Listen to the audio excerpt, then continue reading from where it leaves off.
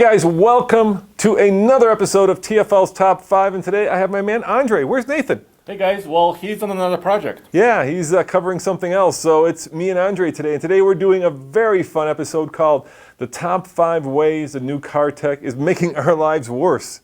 And frustrated. Yeah, you know where I got that idea? Where? I got it from that vehicle right there. What, this Volvo XC60? Yeah, the Volvo XC60, and we'll get into that. So before we do that, let's go to number 5. What's number 5, Andre? Infotainment systems.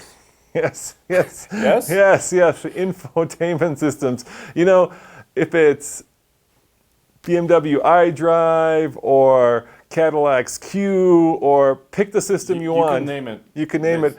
Apparently they're not working because not a day goes by, Andre, where I don't drive down the road and I see somebody, this is terrifying, doing this while they're driving. Or talking or whatever. It's this. I actually saw somebody playing a game going... Is this Pokemon Go? I have no idea. They were playing a game going home on the highway from work. It terrified me. The reason I bring that up is why? Well, because infotainment systems are not intuitive. Right. They're supposed to infotainment you, right? They're supposed to entertain you and they're supposed to keep your eyes on the road, yet everybody's using these. So, and we're using those because we're used to them. Yeah. We're used to our Apple iPhones. Right. Or Androids. Yeah. So it needs to be an extension of the cell phone experience, right, in your car. Exactly. And the problem is that all these systems not only aren't intuitive for the most part, but they're different. They're different, yeah. And so that's why the advent of Apple CarPlay and Android Auto, because people feel comfortable with that. And basically, if you guys don't know what those are, Apple CarPlay, basically you take this phone in your vehicle and it turns the screen in your vehicle into a copy of this. With the little icons, and it's intuitive, you're used to that. So. Yeah, you're used to that. And let's look at it this way, Andre. Why are people not only used to having, their phones, but having such a hard time with the car's infotainment system? And that is because the attorneys for the companies have made it virtually unusable in some cases. And I'll give you an example, okay? Let's say that you're using your infotainment system for its most basic feature, which is navigation. Okay. You're driving down the road and you're lost and you're on the highway and you want to get somewhere. What do you do? Well, first I will enter destination. You can't. And it doesn't let me do it because it says you're moving. Right, how about me? Okay. How about me? I'm next to you and I want to enter destination. No, you can't. I can't do it. Well, what I can do, I can push a button on the steering wheel for voice activation. And then none of the systems understand what I'm saying. And you know what? You've got a bit of a Russian accent. Okay. But I don't, hopefully. And none of the systems understand what I'm saying. The manufacturers have completely flubbed the ball on that one, well, right? It's not just that don't understand. It's not a natural speech, right? You say, navigate. Yeah. New destination. Yeah. So you have to speak like a robot for the most part. Yeah, and then the system said, okay, setting temperature to higher. I'm like, what? Okay, changing radio. And you're like, no, don't. And then the thing won't turn off and you're yelling at it and it's yelling at you and you're lost. Yes. And here, I just go into Google Maps or Apple Maps. Or whatever. Siri. You can actually ask Siri where you want to go. And actually Siri is a much more complicated and sophisticated voice system and it knows. So yeah, the whole infotainment thing, sorry manufacturers, it's too late. The phone has won and you guys have lost. That's just the way it is. All right, number 4, what's that? Apps, applications. Yeah, there are like a billion apps, Andre. Yeah. And at some point, it's tilted to apps being, I think, just another way for the manufacturer or whoever to get you to do their work. And I'll give you an example, right? Okay. Recently, I was in Chicago and I wanted to rent a car. So I get this email from Avis. Okay. And Avis says, hey, we've got this great new app where you can not only rent cars using our app, but you can pick the car you want. Okay, great. As a car guy, I'm like, that's awesome. Man, that means no more white Camrys because that's what I always rent, right? Okay.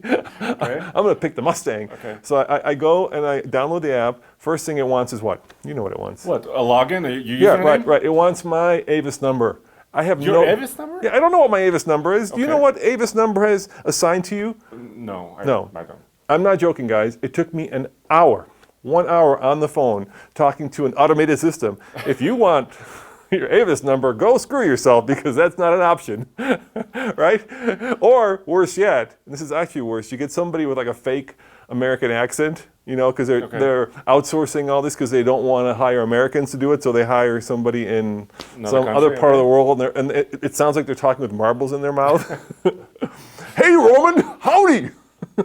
How can I help you? Okay. So I went through that, got it right, and then I did what they wanted me to. Finally, you did it? I had to learn a whole new operating system because that's the thing about apps, right? There used to be, once upon a time, there were two operating systems. There was iOS, Mac, and then there was DOS. That was it. And now you've got all these other operating systems sitting on those two, right? top. So I had to learn the operating system, which I can do. Okay. And guess what the result was? What, did you get your car? No. It was twice as expensive on the app as it was using like Orbitz or Cheap Tickets or one of these other sites. Yeah, Right, twice so as expensive. It defeats the purpose completely. Yeah, and then they were like, hey, if you have a discount code, like I belong to, AAA. Okay. I haven't, so I put AAA. That's not a discount code. no, it's Apparently, not. AAA has a specific number for Avis that is a discount code. But you have to look it up somehow. Yeah, Sam's Club. Nope, doesn't take it. Apps. Okay, here's another example. How about those apps that let you either see your car status, Yeah. or maintenance, Yeah, or I've got one. Let's You try. do? Yeah, let's Okay. try it in real time here, guys. We have that Hellcat, so Sure. I've got the UConnect, right? So let's see if I can use the UConnect. I just downloaded it Okay. right before this. So here's a UConnect. Log in. log in. Okay, your email. Yeah, and it wants What's my your password. What is it? I don't know. I didn't set it up. I have no clue. Let me try my usual password. Okay. Let's see what happens there. I'm not looking. Okay, there you go. I just put my usual password. UConnect account cannot locate. Please check your username and try again. Okay, but So I'm already stuck. all right. And let's say that I actually logged in, because I've used these systems Okay. before, right? The promise is that it'll do things like tell you the diagnostics of the car, all this stuff that you can actually check in the car, you can do on your phone, which begs the question, why don't I just go and check it in the car? Why do I have to have it on my phone? I've done a number of demonstrations with the manufacturers where you could do things like lock the car remotely. Do I really need to lock the car with my phone? I don't know. Maybe if you got locked out, you could unlock it. With the phone? But how are you going to get locked out nowadays? Let's say you forget your key so you can unlock it. You still can't drive it, right? Right? And then you have to have your login and password. These things are meant to make our lives easier, but in the end, I'm not sure they do. I think they just add a whole nother level of complexity. And I don't know if you guys are like me, but I can keep like 7 things in my brain, right? Like how to change the clock on the oven.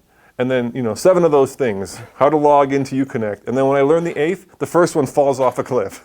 I can only keep one thing on my brain. I don't know about you. I got like 7, Okay. right? All right.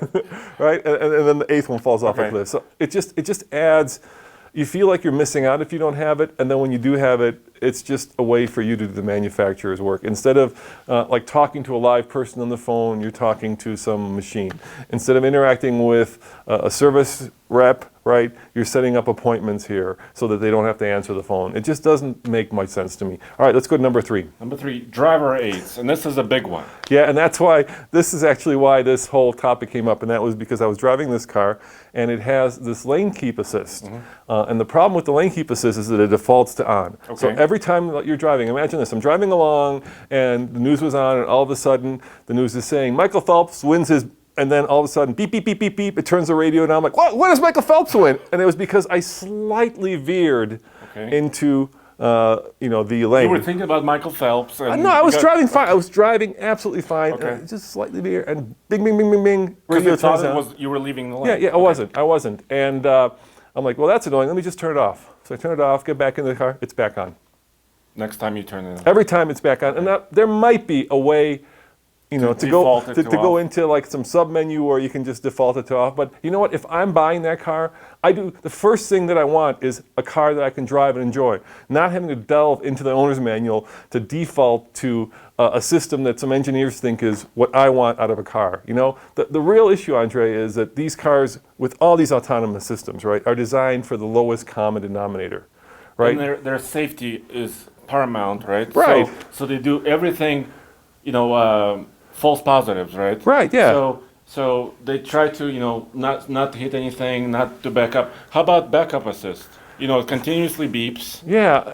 Um, It's like having the worst driver in driver's ed class. That's who they design it for. And I consider myself a good driver. I drive a different car pretty much every day. My life's work is based on driving. I really don't need the car telling me that, I'm 5 feet from the lane. Yeah, and you guys can honestly say, a lot of this stuff is meant to save lives. And it probably, at some point, will save lives. But today, it's just to the point where I think most of it is annoying and takes away from the driving experience for me. And plus, it takes some time to get used to the system, right? So, for example, adaptive cruise control. Yeah. You know, you have to find the right buttons to adjust it. You set your speed, Well, that's- and every car may have a different button, And, right? and you know, the adaptive cruise control is a perfect example of that. There's no system I've ever used, and I've used a lot of them now, which doesn't leave a big enough gap so that when you're in traffic, every car goes in front of you. So you end up kind of moving down the line of cars because it leaves the such system is leaving leaving a such a space. huge gap. Yeah, it's like I'm driving along, car in front, I back up, car in front, I back up. I'm like, come on, really? Yeah, and you know, that leads us to number two. What's number two? Number two is cost, and this is a big one. And profit. Yeah, Right? profit, but not for us. No, for the manufacturers, right? So a lot of this stuff is just code. So it doesn't even have any hardware associated, right? Right. But it still costs the money. Yeah, but whatever. yeah. Let me ask you this, Andre. Why do I need to pay $2,500 for a navigation system when I get it for free? And it's don't better, see and I can use it whenever I want. I don't see a reason. Yeah, well, I mean, you're referring to tech packages, right? right. I see the reason. It's profit for the manufacturer. Well, Right. here's another cost. You know, we talked about lane departure systems. Yeah. Most of them currently use brakes, so they would brake one side. Yep. You know, to kind of correct the Yes. So what is it doing by using the brakes? It's using up your brake pads. More More quickly, of course, yeah. So that's cost is on you to Yeah. replace your brake pads. Yeah, so All kinds of components, lights, cameras, sensors. You have to pay for all those components. now you bought a Subaru recently. Yes. And you bought it because you wanted that eyesight. Have you used the eyesight? Has it been worth using that feature that Subaru? Yes, Why don't you well, explain what it does, and then let me know if it actually was worth the money. Well, actually, it was my wife that Right. really wanted it. Yeah. And we bought this Outback with eyesight. Yeah. And actually, she uses it all the time. Okay. And she's happy with it. And she says when she's driving home in traffic, Uh-huh. it relaxes her a little bit knowing that, she's always has the same amount of space between her and the car in front. And it's basically an adaptive cruise system, and it brings the car to a full stop. Right.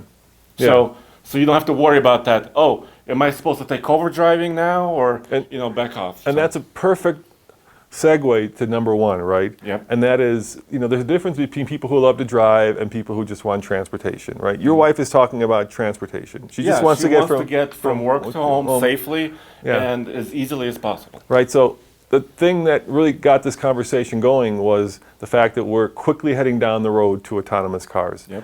And there are a lot of people out there, like your wife, who simply want a comfortable experience getting from point A to point B. Yeah, sure. Right. And that terrifies me because Ford just announced that they're building a steering wheel-less car. No steering wheel. No steering wheel. Okay. A bunch of the autonomous cars are driving around Well, San everybody's Francisco. doing it. Google, Right. Apple, Yeah. Tesla, Yeah. you name it. Everybody's doing it. Yeah, and it's going to be a terrible day, Andre, when we can't drive because to me, driving isn't about getting from point A to point B, right? It's about freedom. It's about personal expression. It's about the love of the automobile. It's about just this sense of power that you get and control, and you lose all of that when you're driving around in those little, Woody Allen made a movie, right, called Sleeper, those little pods, which is where we're going. We're going to these little pod cars that you can get into, and it'll take you from point A. It's about mobility and not about driving, and that's terrifying. On the other side of the spectrum, because I'm more of a truck guy. I Right. love trucks. Yeah. Right? I just drove a 1970 fire truck. Yeah, I know. International Yeah. Harvester. And every vehicle back then had its own character, Yeah. right? So you get in it, it has a 4-speed manual transmission, right? And you have to find third. You can't just shift into third. You have It to takes a real find it. skill. Yeah. Yeah. And you connect with the vehicle. Okay, I know that truck. I know how to shift into third. I know how it sounds. You will connect with an autonomous car. You'll have your password and you'll have your login, and you'll connect with it. But you will have to call somebody to get your password. Yeah, and you'll have to know your number for you that they assign to you. You guys, if you're like, I was just in Phoenix and I had an Uber driver, and she was telling me how much she loved working for Uber because it allowed her to be her own boss. It's very entrepreneurial, right? You can work when you want, and the more you work, the more money you make. Well, I got news for you guys. Your job is going away. Uber announced this, recently, that they're test driving with Volvo autonomous cars on the East Coast. So very soon you might be picked up by an autonomous Volvo. There'll be a driver in the car, but the driver won't do anything. It'll just be Like there. a conductor or something? Worse, so just like like a monkey to hit the brake in case something. It's true, really. But it's not happening tomorrow. I mean, it's happening. It's happening tomorrow. Yeah, it's Is it happening. happening It's tomorrow? now. It's happening now. And the manufacturers are falling all over themselves to design and build the first autonomous cars. And all you Uber drivers and all you Lyft drivers and all you truck drivers, your careers, I really fear, are coming to an end What about faster than slower. What about our careers? Yeah, maybe even our, maybe even, we'll just be tech reviewers. Yeah, we'll talk How about to connect to your car now? Yeah, we'll talk about that pod over there, Andre, is got automatically dimming glass. How cool is It's got that? plush carpets. It's got- really good. It's got plush carpets and it's got Wi-Fi that can handle 5 people in the pod. And it's what it's going to become like. I fear. What? Here's my biggest fear, guys. It's going to become like the airline industry, where it's gone to the lowest common denominator and it becomes about mobility. And I travel a lot, and I hate getting on an airplane because it just pretty much sucks. There's no other way to put it. There's nothing pleasant or interesting or fun about getting on a plane. You're cramped into a tiny space. They don't feed you anything, and if you're lucky, they get you there on time. If you're lucky, right? And that's what mobility is, because that's where the money is, right? It goes to the lowest common denominator, and I fear very soon we'll have to go to like horses, right? You'll have to go to Montana to some park where you'll pay to get into a Mustang, not the horse, the car, and actually And drive around? actually drive it around. If you remember how. If you remember how, it'll be like a very special thing, or it'll just be for the wealthiest of us, right? Just like horses, where the wealthiest people will have their Own rich horses horses in their own driveways and their own racetracks, and the rest of us will be kind of piddling around in little autonomous cars. And that nightmare of a future is just freaking me out this week. So that's why we did this list. Well, I'm really depressed now. Thank you. So we always like to do the other side, which is top 5 ways that new car tech is making our lives better. And I'm sure there's a lot of counter arguments. So we need your help for this one. In the comments below, give us 5 ways that new car tech has made your life better. And we'll do the opposite side of the coin, because there is, of course, another side to the story, and we want to tell it as well. Yes, please make us happier. Yeah, I've had a rough week, guys. Tell us how technology is making our lives better. And by the way, we have these 2 cars behind us because they're kind of examples of kind of low tech and high tech, right? Yeah, this is a 2016 Volkswagen Sportwagen. It's got a 5-speed manual transmission, a 5-speed. Yes, 5-speed. Not It's got 7, a not 8, turbocharged engine. not 10, yeah. No other options. I mean, of course, it has automatic windows. Right, and manual whatever. seats, Yes. manual climate controls. Yes. And it's really kind of refreshing. You sit in the thing, you adjust the seat. It doesn't try to move it to some other position. Right, you get manual transmission and you just go. Very basic infotainment system. You hit the station that you want and you're good. This Volvo, $53,000, Okay. chock full of Technology. sensors and technology. But it's old technology, isn't it? It is, yeah. Volvo builds a lot of great cars, and this one's getting a little long in the tooth. This And- is the old Volvo, Yeah, and- not the new Volvo. And actually, Volvo's new infotainment system just shows you how really behind the times this one is, because the new infotainment is really good and this one doesn't have it. So yeah, make that list for us, and if we choose you, we'll read out your name, and we'll do this list for you guys, and maybe I won't be as depressed. Thank you. As always, this is Roman And Andre. saying thanks for watching. Remember, check out our new channel, TFL Now, where we're doing a lot more car reviews. So we're doing kind of behind the scenes, car testing, some car reviews. Here we're doing kind of these more feature-y stories. Yeah, and live video will be on TFL now. Yeah. And the reason we're doing these is because, look, we're just trying to do stuff that you want, and these seem to be popular, so that's why we're doing these. See you guys next time. Ciao. Okay, bye. Meet the brand spanking new 2017 Infiniti QX30. And if this vehicle looks familiar to you, it's because, well, it shares its drivetrain, its chassis, its basic DNA with the Mercedes-Benz GLA. And I'm up here just north of Seattle, Washington, where Infiniti flew me up here to test drive this. So let's get to it. And that is coming up right now on the Fast Lane Cars.